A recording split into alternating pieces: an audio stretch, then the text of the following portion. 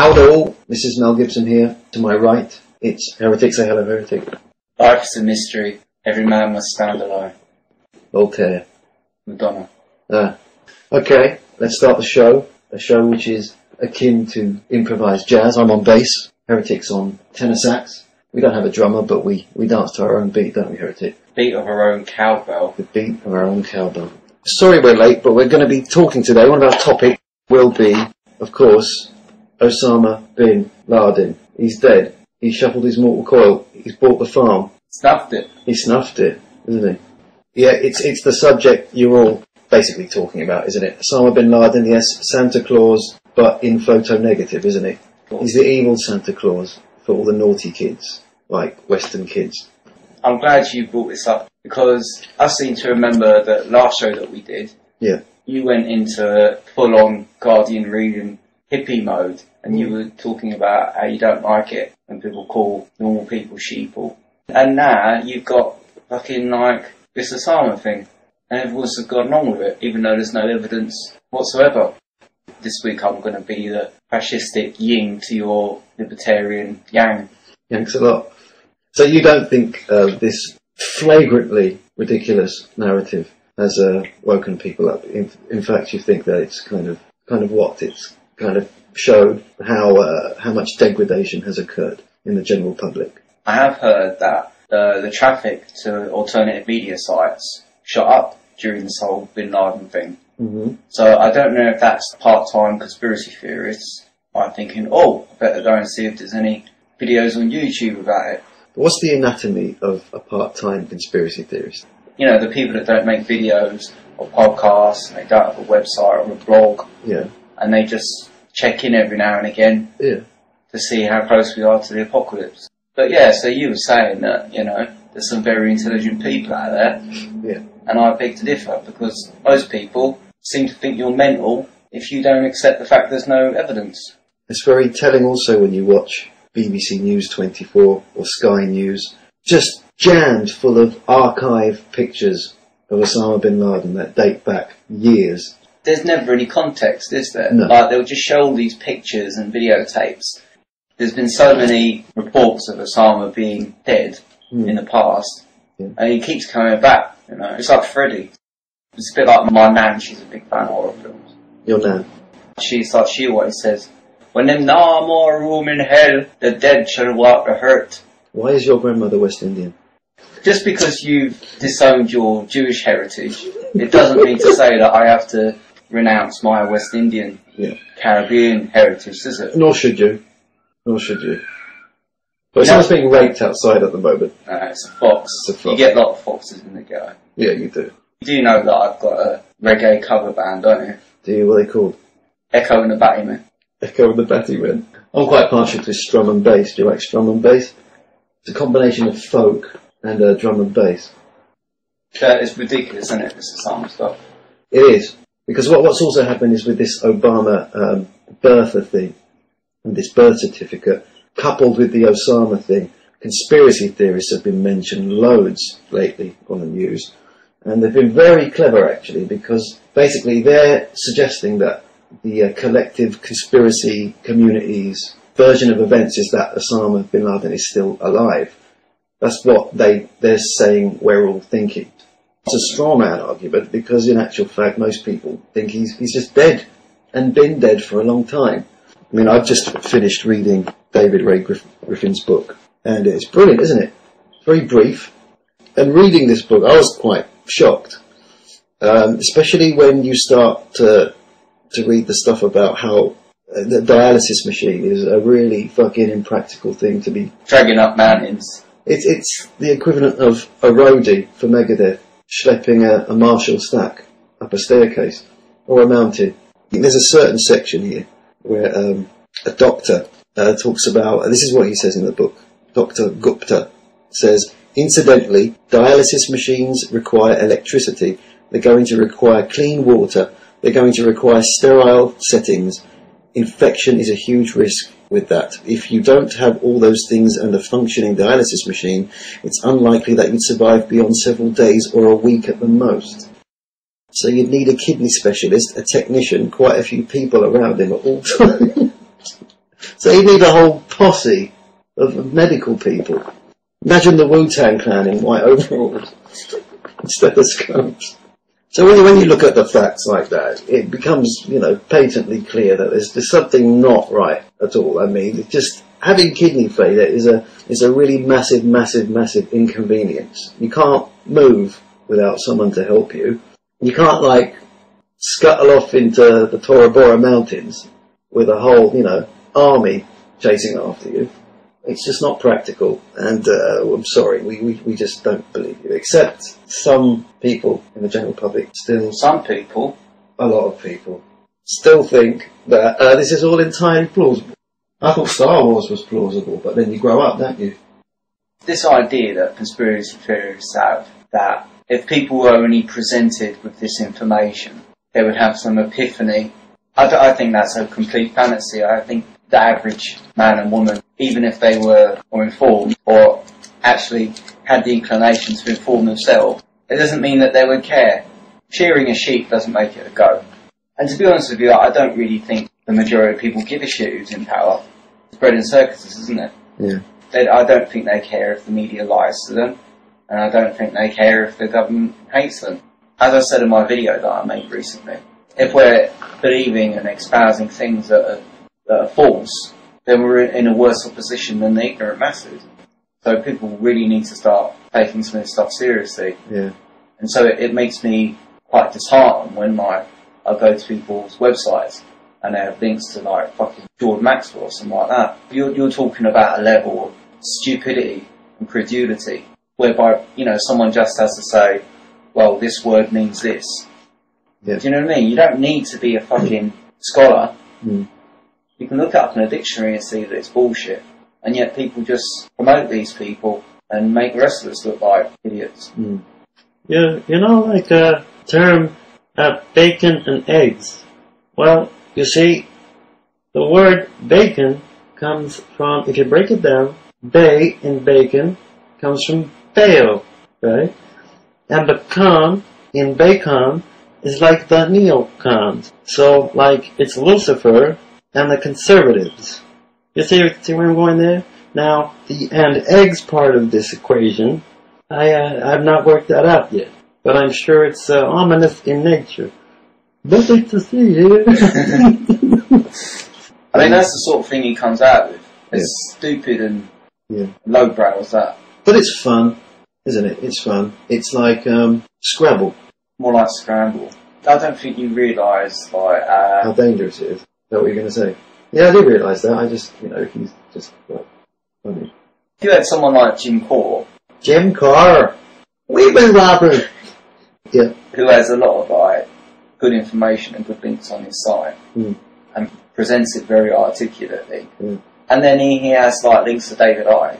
If he was being interviewed by the media, giving out all these facts, and doing it really well, being really persuasive, all the person would have to do would say, well, what about David Icke? He thinks that the moon's hollow. Wait, what happened? And there'll be a laughing stock. So, it is important that you don't mug yourself. Mug yourself, yeah. Okay, the next topic is the Charlie Reach segment, which has become quite regular, hasn't it? Heretic. Yeah. Charlie Reach segment. What are you looking at me for? Well, I think we should give him some sort of royalty check because, he gives us a lot of material, doesn't he? Yeah, he does. We have indeed received a letter from the great man himself. And I'll pull it up now. And would you like to read this out, Heretic? Alright. With your dulcet tones. Dear Miss Mel Gibson and Heretic, since my epiphany that I am a Palestinian, I decided to visit Gaza to show my solidarity with them Muslims. I stayed with a wonderful family who treated me as their own. Unfortunately, the family home was bombed. I found the father of the household grieving over the bodies of his children. I tried to comfort him by explaining that the death of the children was just an illusion and that the children had now been reunited with Lucifer anyway. He didn't take it well. I had to leave Gaza. Love and light, Charlie Beach. Now, I'm aware that some of you might think that we've concocted this letter ourselves, but I completely refute that accusation, and so does Heretic, don't you, Heretic? It's being paranoid. Not everything's a fucking conspiracy. Yeah, you sort of chill out. I like these shields. We do have a degree of credibility. And integrity. I got some fan mail. Shall I read it? Yeah, go on. Dear Mr. Heretics, your show are more funny than Cat in Roller Skates and is the bestest show on the whole internet. Mr. Heretics is sexy. Oh my god, if he was a lady, he would be more sexier than you, Miss Amy. Yours sincerely, Rastaman Baggins. Rastaman Baggins has got the hots for me. I've got a problem with this letter, I think, Heretic. I don't know, there's something about it that smells a bit mackerel to me. You think I wrote that letter? I'm not saying that. I'm just thinking that. You know how I think wrote that letter? Who do you think wrote that letter? James Corbett. James Corbett. Do you think he listens to our show? Or he's about to do the show? I bet he's like, oh, I better go and listen to Conspiracy Shit Chat. Yeah. Let's get low down. On the hoedown, yeah. And then, like, he probably doesn't do anything until he's watched one of our Exactly. It's here he gets his grassroots information. I bet James Corbett's a superhero. By day, he's like mild-mannered, alternative media reporter, and then by night, he's trying to save Japan from Stuxnet and Harp. Yeah. If he was a superhero, what would he be called, do you think? Corbett Man. Corbett Man. Corbett Man's rap. Oh, the phone's ringing. The phone's ringing. Yeah, it's the conspiracy hotline. I wonder who it is this week. Let me take. Could be anyone. Hello? I'm Jesse Ventura. Who the fuck are you? Alright, mate. Hello. Alright. How you doing, Mr. Ventura? We're very flattered to have you on the phone, aren't we, Heretic? Oh, we are. I'm sick of all this bullshit I hear on the TV every 5 goddamn minutes. Osama bin Bastard is supposedly been killed. I don't believe that for a second.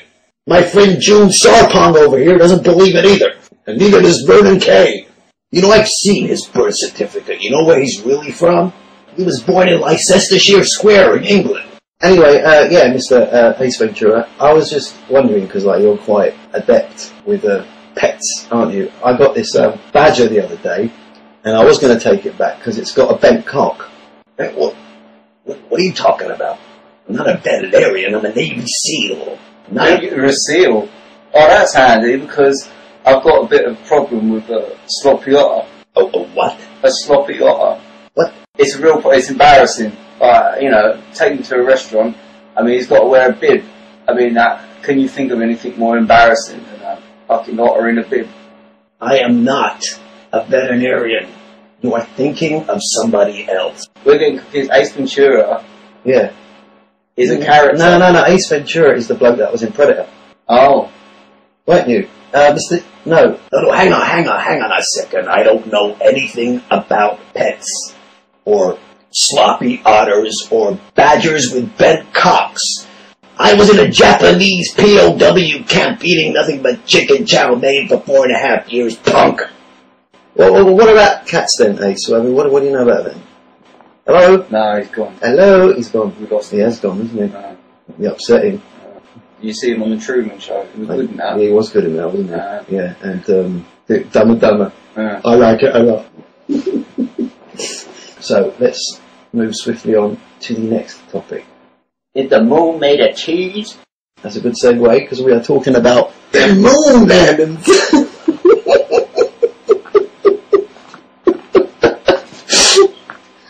I've never seen a moon landing, but I have mooned on the landing. Mooning isn't very popular in the girls, is it? No, it's not. People tend to moon accidentally. People tend to wear their trousers halfway around their arse. A lot of teenagers do like to partially moon, don't they? Yeah. It's a partial moon, it's a half moon. Especially rappers who have a penchant for wearing their trousers incorrectly, with their buttocks half exposed. Why half expose your ass? Anyway, the moon landings.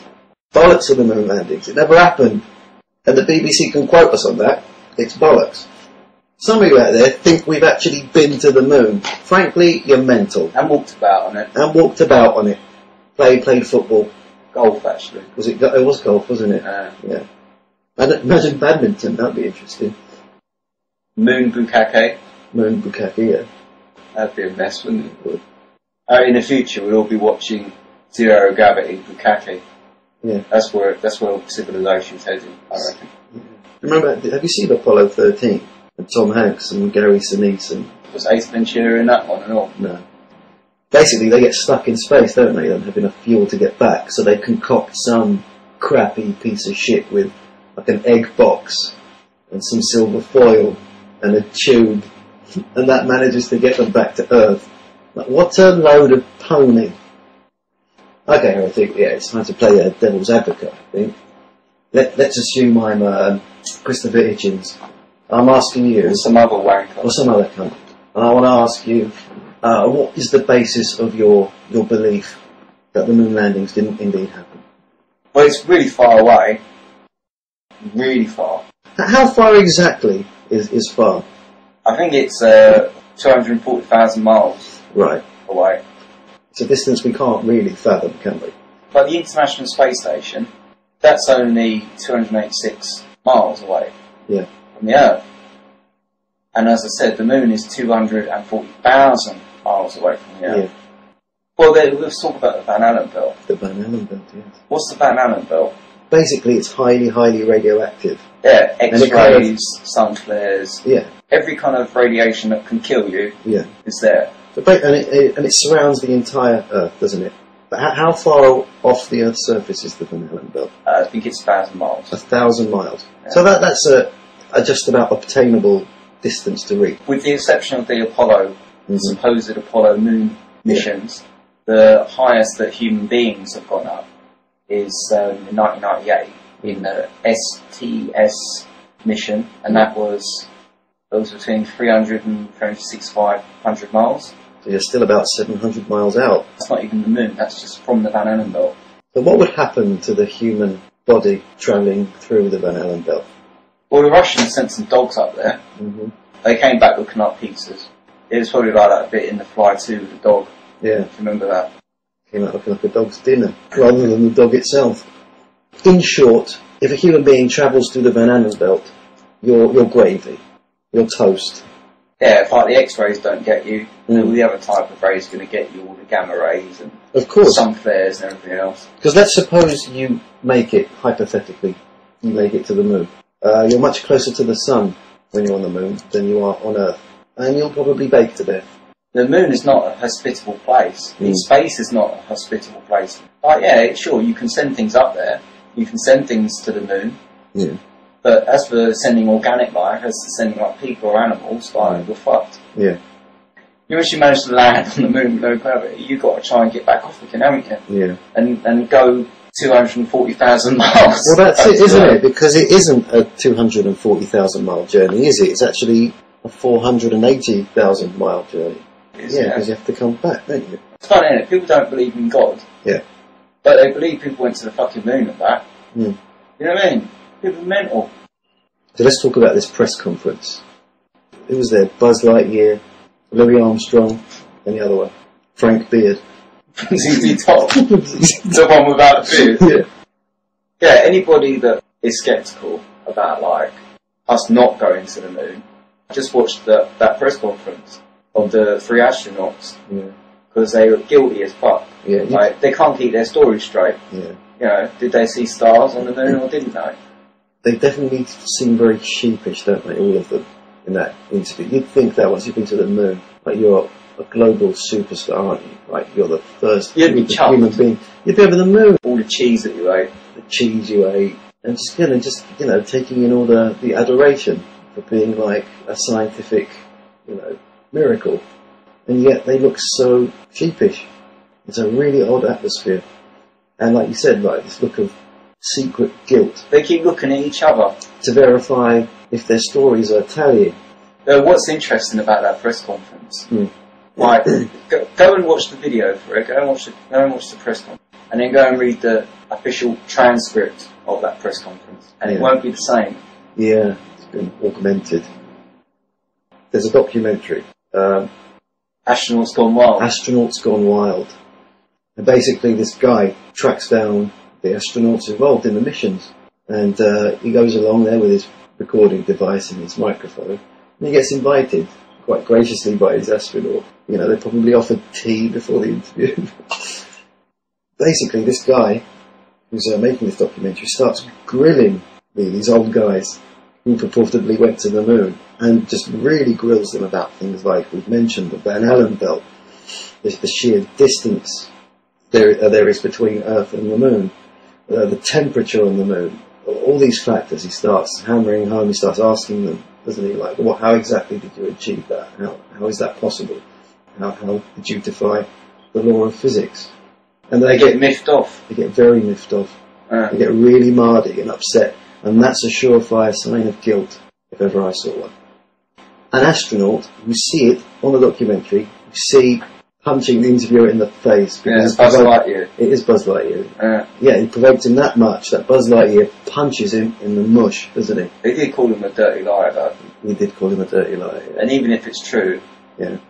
Astronauts Gone Mars brilliant, but there's a lot of clips of that film in Apollo 0. There is, yeah. And that's the best moon hoax film to watch. A friend of mine, he's just a regular guy, he's not a conspiracy theorist, and I said to him, watch Apollo 0, right, watch it, and then you can tell me that you no longer believe in the moon landing. And he was like, don't be stupid, you know. Like, gosh, we went to the moon.